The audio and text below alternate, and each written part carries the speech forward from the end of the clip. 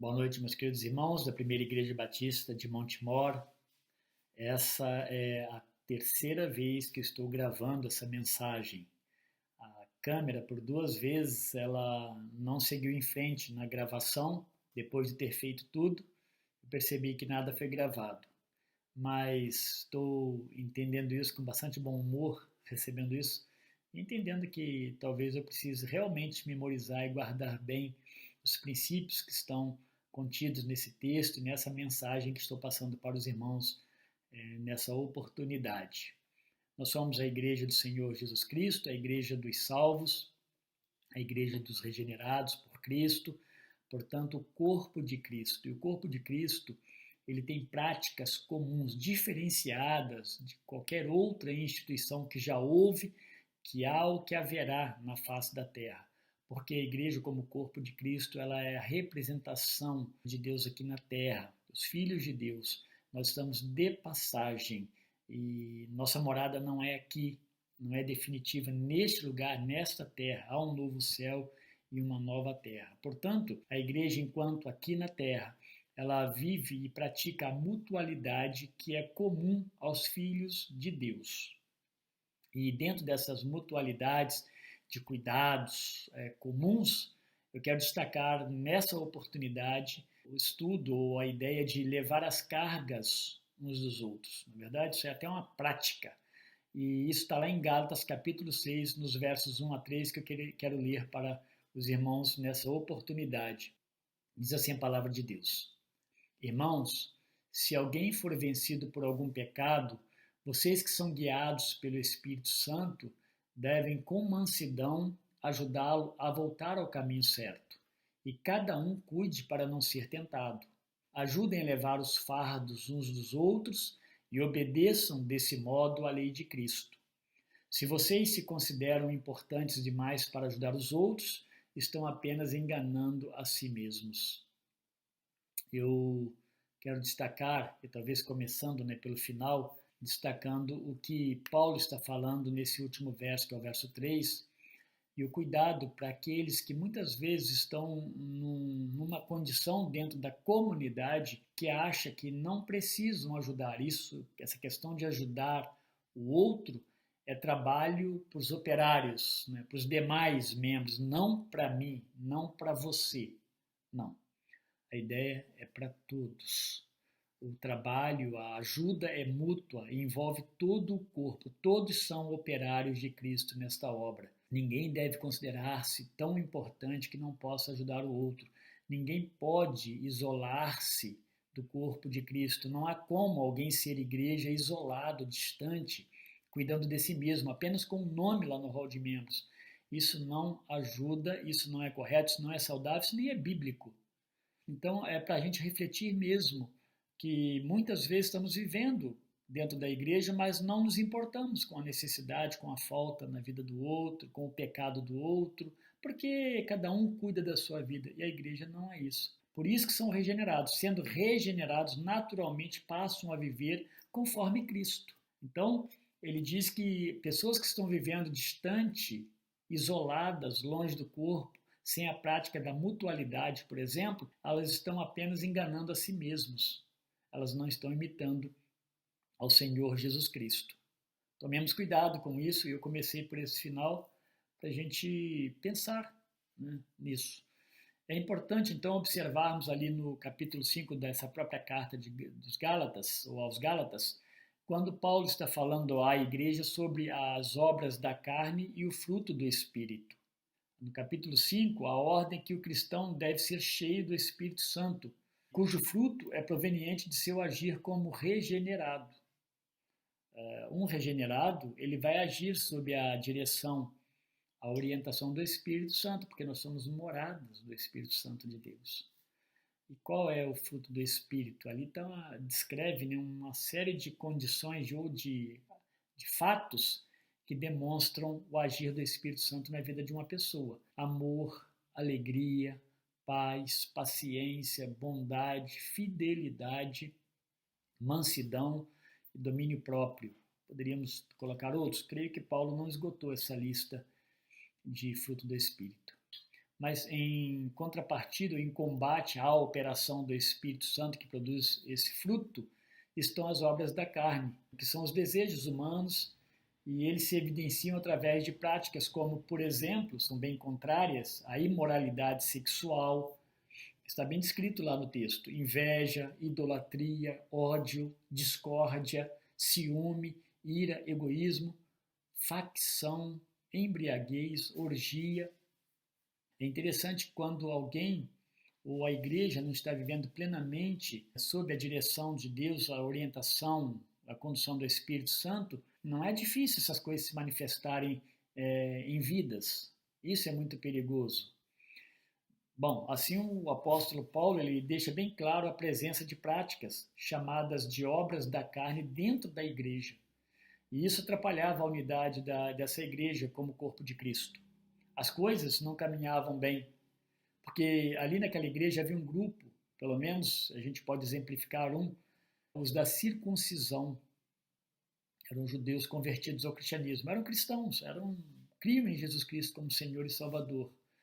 Mas eles combatiam essa suficiência de Cristo para a salvação plena e completa do homem, por meio da graça de Deus, quando eles sustentavam que havia necessidade de alguns cerimoniais, por exemplo, da lei de Moisés, que precisavam ser observados a fim de que a salvação ela fosse verdadeira.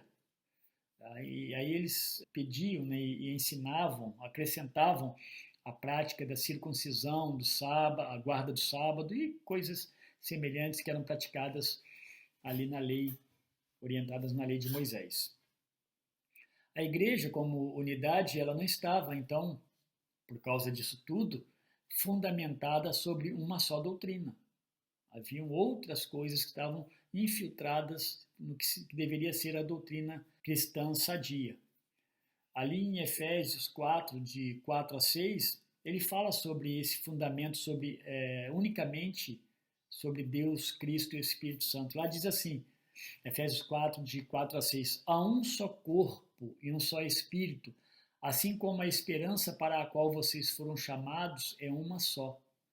Há um só Senhor, uma só fé, um só batismo, um só Deus e Pai de todos, que é sobre todos, por meio de todos e está em todos. Eu li na NVI. Não vivendo como unidade, cada um então cuidava de seus próprios interesses e isso definitivamente não refletia e nem reflete hoje em dia também a Trindade Santa. Além de enfraquecer a igreja na defesa de uma fé Cristo-centrada, ou seja, uma fé que está centrada unicamente em Cristo e no Evangelho. Onde então não impera a unidade dentro da igreja, o pecado não é plenamente combatido. E, consequentemente, muitos membros procedem como acham mais conveniente para si próprio. Comportamentos assim demonstram claro desvio da palavra de Deus, da sã doutrina, e também a permissão para a atuação do pecado. Não é difícil compreendermos isso. Toda vez que se desvia da verdade do Evangelho, perde-se para a prática do pecado. Entra egoísmo, porque onde não há pleno domínio da palavra, dos ensinos das Escrituras, a oportunidade para a evidência do egoísmo, orgulho, coisas como inveja, mentira, adultério, justamente porque está acontecendo um afastamento da verdade absoluta, que é a palavra de Deus. E não o que eu acho que seja certo, que seja conveniente para mim, e não o meu próprio sentimento, mas a palavra de Deus. Se ela não é mandatória, não é observada, acontece que eu começo a observar o que eu acho. E aí está o perigo. Assim, é responsabilidade do irmão que está firme na fé, né, conduzido pelo Espírito Santo, auxiliar aquele que cometeu algum delito, alguma falta, que está no verso 1. E algumas traduções traz como pecado. A NVI traz como pecado. Delito ou pecado significa alguém que foi vencido, mesmo que temporariamente, porque Cristo morreu pelos nossos pecados, mas teve uma derrota, está sofrendo derrotas, alguém que foi vencido. Mas o sentido literal mesmo, quando você olha no grego, é cair para o lado. Alguém que está caindo ou caiu para o lado. Esse tipo de incidente os impede de seguirem em frente e no caminho correto. Quem está caindo para o lado vai ter essas dificuldades. Paulo então adverte para os que são espirituais que ajudem os que estão caindo para o lado. Os espirituais são os mesmos ali citado em 5:25. Lá diz assim: se vivemos pelo Espírito, e aí o Espírito Santo, andemos também pelo Espírito Santo. E esses que estão andando pelo Espírito, pela condução, pela direção do Espírito Santo, são os espirituais. São os que são conduzidos, dirigidos pelo Espírito Santo de Deus e não caíram para o lado. O sentido aqui é de ajuda restauradora e Deus usa, nesse caso, os próprios membros do corpo de Cristo nesse processo de restauração e de fortalecimento. E imagino figurativamente, eu estou imaginando, como sendo os anticorpos na vida de alguém que combate, né, as doenças, as enfermidades. A igreja é o corpo de Cristo e Cristo vai usar os próprios membros também na ajuda mútua para erguer o irmão que está caindo para o lado. Lembra o que diz em 1 Coríntios 12:25-26? Lá diz assim: a fim de que não haja divisão no corpo, mas sim que todos os membros tenham igual cuidado uns pelos outros. Quando um membro sofre, todos os outros sofrem com ele. Quando um membro é honrado, todos os outros se alegram com ele. Então não existe na igreja distanciamento tal que nos impeça de sofrer e de sorrir. Enquanto que no mundo as coisas acontecem de qualquer maneira, na igreja não é comum. Por mais que muitos membros ainda queiram sofrer sozinhos, às vezes se escondem nos seus sofrimentos, não compartilham, porque muitas vezes ainda não perceberam que a igreja é um corpo. E muitas pessoas, muitos crentes julgam um caso, julgam toda uma situação baseada às vezes num caso, na vida de uma pessoa. Ela não confia na igreja porque não confia numa pessoa. E a igreja é composta de seres humanos e só Deus conhece os corações. Mas eu sempre tenho falado que, graças a Deus, que a grande maioria da igreja, dos membros da igreja, são servos de Deus fiéis. Pecadores como todos nós somos pecadores, mas agraciados por Cristo, desejosos de servir a Deus em santidade de vida. Então a igreja ainda é o lugar, graças a Deus por isso, e será sempre o lugar do ajuntamento dos crentes, onde um ajudará o outro nas suas dificuldades, nas suas necessidades. Vai chorar e vai se alegrar sempre juntos. Isso é levar a carga do outro, ajudando naquilo que ele mais precisa, que é ser reerguido da queda em que se acometeu, né, ou foi acometido, e liberto do engano do pecado. E deverá ser feito com mansidão. No verso 2 diz assim: quem ajuda deve ajudar com mansidão, num sentido aí de um espírito de amabilidade, de brandura. Não é chegar xingando, maltratando, condenando. É ajudar mesmo. É abraçar para que o irmão possa ser reerguido. Nisso vai entrar a exortação bíblica, por sua parte, por parte de quem está ajudando, aconselhando, e o apoio diante do vencido pelo pecado. Isso, meus irmãos, é demonstração de amor. E tudo isso é feito pela graça. Nós mesmos não temos condições, mas porque somos guiados, dirigidos pelo Espírito Santo de Deus, podemos sim fazer e ser instrumentos de Deus nesse apoio, nessa restauração.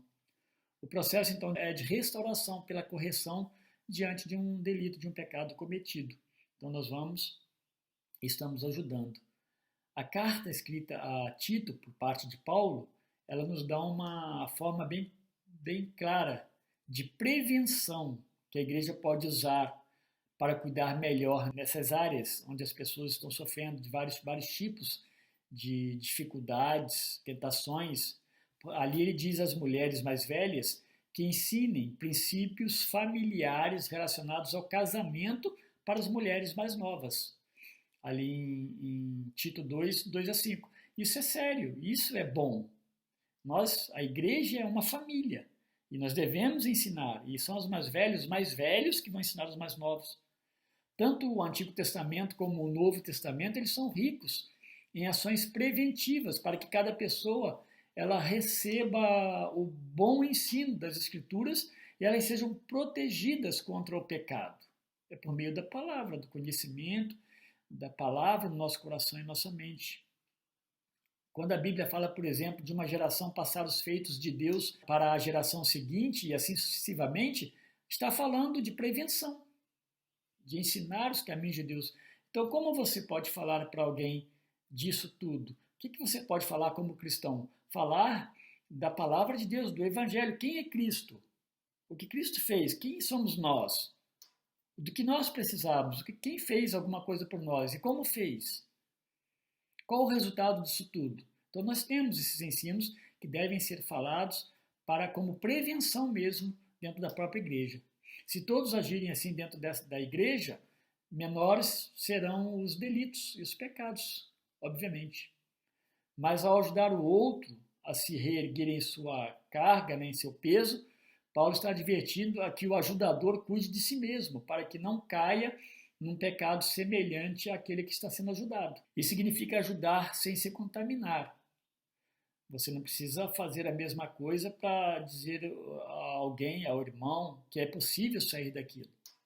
Ser amigo do que está em pecado é justamente mostrar para ele claramente o seu engano à luz das Escrituras Sagradas, da Palavra de Deus. Levar as cargas uns dos outros pode abranger tanto o cuidar para que se restaure do pecado, como também o fortalecer aquele que está passando por essas lutas pessoais.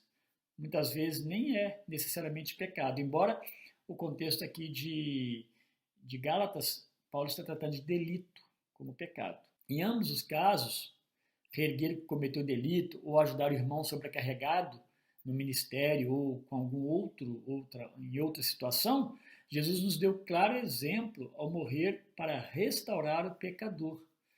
E a restauração ela se dá mediante o arrependimento do pecador. Jesus também nos ajuda nas nossas necessidades diárias. Ele diz lá em Mateus 28, bem no finalzinho, eis que eu estou convosco todos os dias. Significa o quê? Estar junto, acompanhando, abençoando, ajudando, estar presente nas nossas alegrias, nos nossos sofrimentos. Não estamos sozinhos. Ali em Mateus 11, 28, Jesus diz mais, venham a mim todos os que estão cansados e oprimidos ou sobrecarregados, e eu lhes darei descanso. Então, o nosso trabalho em ajudar alguém é levá-los a colocar sobre Cristo o seu problema, o seu fardo. Porque Cristo já pagou o preço pelos nossos pecados. Ele já pagou todas as dívidas que havia sobre nós. Mas muitas vezes As pessoas estão em pecado e elas estão tentando solucionar da sua maneira. E não existe isso. Não existe forma de nós consertarmos o nosso pecado se não for por meio de Cristo. Então, o pecado ele não é também mais bem-vindo quando nós cremos em Jesus Cristo na vida de uma pessoa regenerada. Porque quando ele acontece, quando ele entra no corpo de Cristo através do pecado de uma pessoa, afeta todo o corpo. E é o nosso papel, o nosso trabalho ajudar e de alguma forma abençoar esse irmão para que ele seja restaurado. Eu creio que Deus está chamando a atenção da igreja pós-moderna, a igreja dos nossos dias, a parecer um pouco mais, né, com a igreja primitiva, onde tudo começa, onde eles aprenderam que ser cristão não era apenas carregar um nome, mas tendo este nome, viver de tal forma que o glorifique, o atenda e atenda ao chamado do Evangelho. Então não é só ter o nome de cristão e fazer o que quer e como quer e ficar isolado, distante, longe de tudo. Isso não é igreja. Meus irmãos, nós temos falado repetidas vezes, isolacionismo não é igreja. Mas muitos vivem assim, nitidamente, dentro da igreja. E a primeira igreja batista não é exceção. Não existe cristão que não faça parte da igreja. Alguém pode morar nos confins da terra, mas ele é membro. E ele está lá até por uma missão. Mas ele é membro da igreja de Jesus Cristo. Porque todos os salvos, eles formam o corpo de Cristo. Local, que é a igreja, a primeira igreja batista é uma igreja local, como a igreja universal no aspecto que ela abrange todos os salvos em todo o mundo, que é a igreja de Jesus Cristo. Então não tem como você ficar isolado no seu apartamento, na sua casa, e não se preocupar ou se envolver com a alegria ou com a tristeza ou com o sofrimento do seu irmão. Igreja é envolvimento pleno, é compartilhamento, é dar de si. E certamente você vai receber também, porque nós recebemos, e eu sou tremendamente agraciado pelo amor, cuidado, oração, carinho da igreja como membro desse corpo. Da mesma forma eu devo proceder. Então não podemos ser meros crentes e nos esquecermos do irmão ao lado, do irmão que está junto de nós, que faz parte do mesmo corpo. Ou você não sente dor quando alguém está sofrendo? Você não compartilha do que tem de sobra? Você não fala do amor de Deus para alguém dentro da igreja? Não o consola pelo poder do Espírito Santo? Pois é, esse é o trabalho nosso. Tomemos cuidado com essa imagem do isolacionismo que está assombrando e tem assombrado a igreja do século XXI. Muitas vezes até, outra palavra, são os desigrejados, não é a mesma coisa, mas que acham que dá para ser igreja sozinho. Não existe isso. Isso não é Bíblia e não é bíblico. Então oremos para que de fato tomemos as cargas uns dos outros como igreja, como corpo de Cristo, e mostremos para o que de fato nós somos chamados por Cristo, a salvação, a regeneração, a justificação. Senhor nosso Deus, obrigado, Pai querido, pela tua palavra.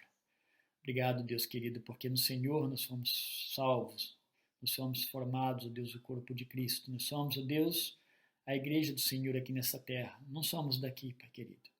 O nosso mundo é o mundo celestial. É a eternidade, é a vida eterna, onde estaremos com o Senhor para sempre. Mas ajuda-nos, ó Deus, estando aqui, Pai, sermos igreja, sermos fiéis ao Evangelho, sermos fiéis uns aos outros, ó Deus, no trabalho, na ajuda mútua. Ó Deus, livra-nos do isolamento, do afastamento, do egoísmo, do orgulho, do achar, Pai, que cada um cuida de si. Isso não é igreja. Ajuda-nos, ó Deus, precisamos que o Senhor nos ajude, para que a igreja seja firme, Pai, bem fundamentada e seja um exemplo para os não fiéis, não crentes, para a glória do Senhor. Nos ajude, nos dê boa direção e que o Evangelho, Pai, seja a base da nossa fé e da nossa conduta. Em nome de Jesus Cristo. Amém.